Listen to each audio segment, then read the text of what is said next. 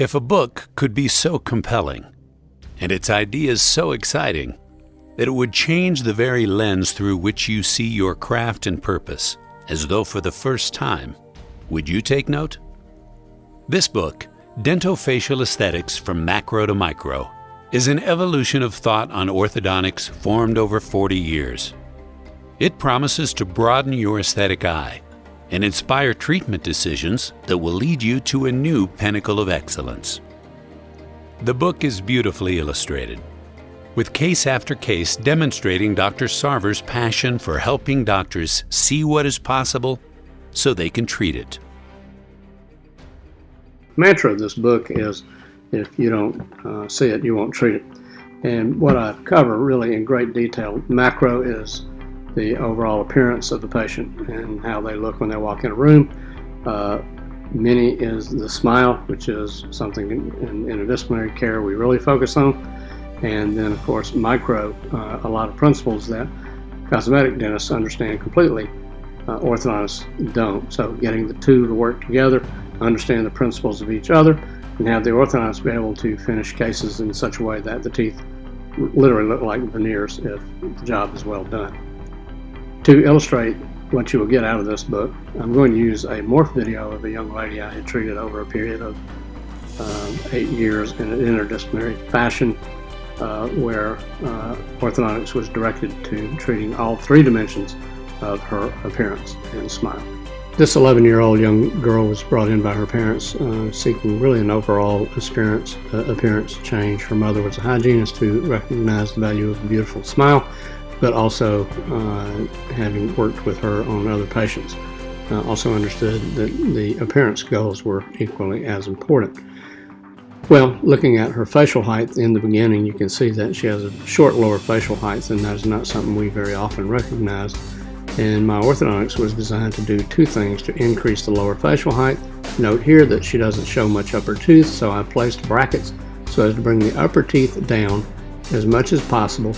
And once I got them down as far as I could go, we had some interim bonding placed and waited until she was of the appropriate age for her dentist to come in and remove the bonding and place porcelain veneers, which then gave her the kind of smile that we really wanted to get. And you can see that that's a rather outstanding outcome, combination of lengthening her face, increasing incisor display, better teeth.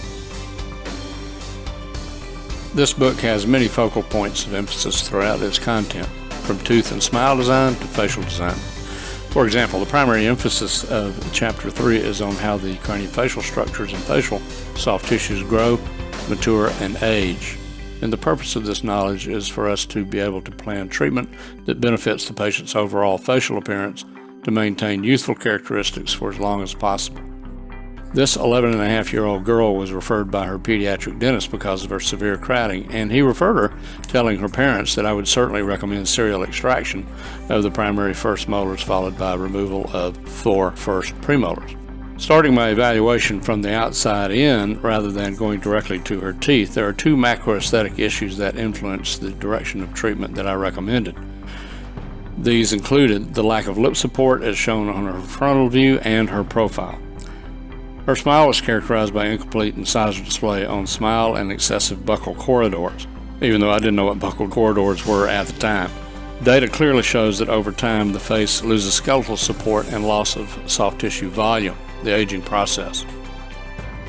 Knowing this, I elected not to remove teeth, but instead chose to advance her incisors, thus making space for the canines and actually adding to her lip support.